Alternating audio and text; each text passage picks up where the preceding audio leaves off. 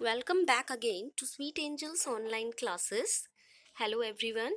आज हम पढ़ेंगे 11th इकोनॉमिक्स का चैप्टर 2 जिसका नाम है कलेक्शन ऑफ डाटा, यानी कि डाटा को इकट्ठा करना। तो इससे पहले वाली वीडियो में मैंने आपको इसका इंट्रोडक्शन दिया था कि डाटा को कलेक्ट करने के हमारे पास टू सोर्सेज होते हैं, primary sources and secondary sources. और हमने ये भी पढ़ा था कि प्राइमरी डाटा क्या होता है और सेकेंडरी डाटा क्या होता है।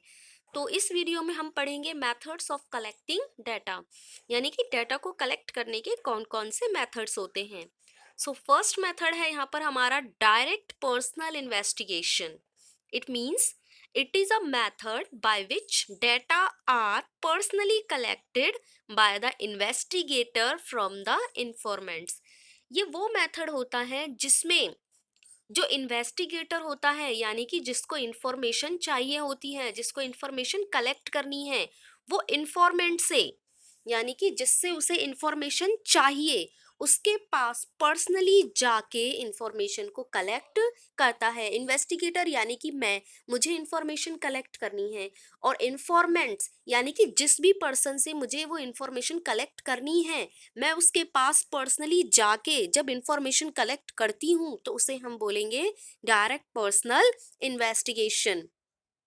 फॉर एग्जाम्पल, जैसे इंडिया में पॉपुलेशन का पता लगाने के लिए क्या किया जाता है, सर्वे किया जाता है। जनगणना वाले आते हैं तो वो क्या करते हैं, घर घर आते हैं और घर घर आके आपके घर में जितने भी मेंबर्स हैं उनका पूरा रिकॉर्ड ले लेते हैं। तो ये जो मेथड होता है ये होता है हमारा डायरेक्ट पर्सनल इन्वेस्टिगेशन।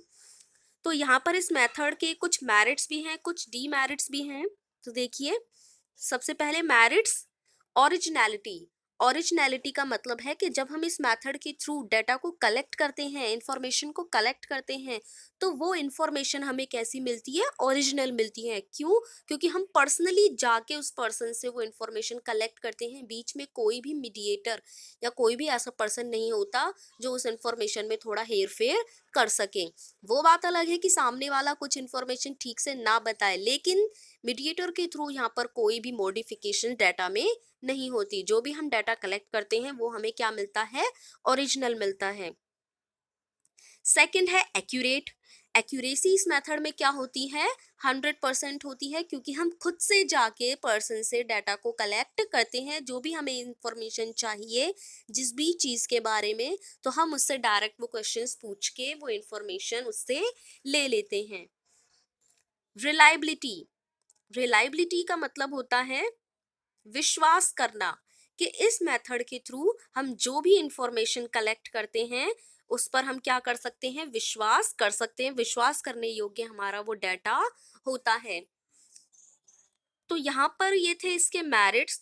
तो जहाँ पर मेरिट्स होते हैं वहां पर डीमेरिट्स भी होते हैं। जिस चीज के फायदे वहां नुकसान भी होते हैं। तो क्या नुकसान है इस मेथड का, कॉस्टली। ये जो मेथड होता है वो बहुत ज्यादा कॉस्टली होता है। क्यों?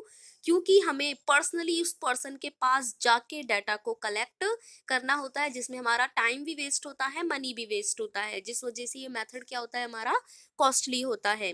सेकंड है difficult to cover wide areas, यानी कि बड़े बड़े एरियाज में इस मेथड को यूज नहीं कर सकते। फॉर एग्जाम्पल, अगर एक ही पर्सन को हम ये बोले कि आपको पूरे स्टेट के पॉपुलेशन का पता लगाना है, तो वो घर घर जाके जब पॉपुलेशन का पता लगाएगा तो इसमें उसे काफी सारा समय भी लग जाता है और काफी सारा मनी भी इसमें वेस्ट हो जाता है। हार्ड वर्क भी उसका काफी लगता है। तो बड़े बड़े एरियाज में इस मेथड का यूज नहीं किया जाता, छोटे छोटे एरियाज में इस मेथड का यूज किया जाता है। Personal bias. यहाँ पर क्या होता है, पर्सनल बायस की पॉसिबिलिटी होती है। बायस का मतलब होता है भेदभाव। पर्सनली जाके जब हम किसी डाटा को कलेक्ट करते हैं तो ऐसा हो जाता है कि कभी कभी उस पर्सन के साथ हमारे कुछ रिलेशन होते हैं, जिसकी वजह से हम क्या करते हैं, उस इंफॉर्मेशन को ठीक से कलेक्ट नहीं करते, उसमें क्या कर देते हैं, भेदभाव कर देते हैं। सेकंड है हमारा, तो ये था हमारा फर्स्ट मेथड। सेकंड मेथड हम करेंगे indirect oral investigation. Indirect oral investigation क्या होता है, डायरेक्ट में तो हम डायरेक्टली जाके इंफॉर्मेशन कलेक्ट करते हैं। इनडायरेक्ट में हम क्या करते हैं, इनडायरेक्टली यानी कि पर्सनली जाके डाटा को कलेक्ट ना करने की बजाय हम क्या करते हैं, फ़ोन के थ्रू या ओरली अपने डाटा को या इंफॉर्मेशन को कलेक्ट करते हैं। तो क्या दिया हुआ है आपका, it is a method by which information is obtained not from the person regarding whom information is needed, it is collected orally। यानी कि ये ज़रूरी नहीं है कि जो हमें इंफॉर्मेशन चाहिए हम उस पर्सन के पास जाके ही वो इंफॉर्मेशन को कलेक्ट करें।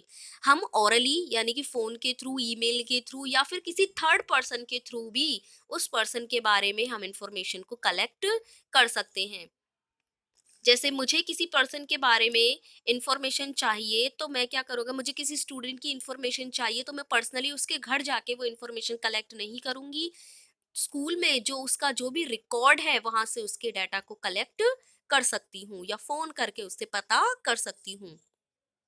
तो यहाँ पर भी इसके कुछ मेरिट्स और डीमेरिट्स हैं। फर्स्ट है वाइड कवरेज, यानी कि बड़े-बड़े एरियाज़ में हम इसका यूज़ कर सकते हैं क्योंकि हमें पर्सनली जाने की ज़रूरत नहीं पड़ती किसी के पास। लेस एक्सपेंसिव, कम कॉस्टली होता है ये क्योंकि सारा खर्चा हमारा बच जाता है। सिंपल मेथड होता है, बायस फ्री, इसमें भेदभाव की कोई भी संभावना नहीं होती। और इसके डीमेरिट्स हैं लेस एक्यूरेट, यहाँ पर जो हम डाटा कलेक्ट करते हैं वो क्या होता है, लेस एक्यूरेट होता है, यानी कि उसमें कुछ भी ये चांसेस होते हैं कि ज़रूरी नहीं है कि वो हमें पूरा 100% डाटा जो है वो ठीक मिल जाए। कुछ चांसेस होते हैं कि वो हमें गलत डाटा भी मिल सकता है। डाउटफुल कंक्लूजन, जब गलत डाटा मिलता है तो उसके बेस पर जो भी हम डिसीजंस लेते हैं वो भी हमारे क्या हो जाते हैं, रॉन्ग कंक्लूजन हो जाते हैं। तो ये हो गए आपके method first and second. That's for all today. I hope आपको समझ में आया होगा।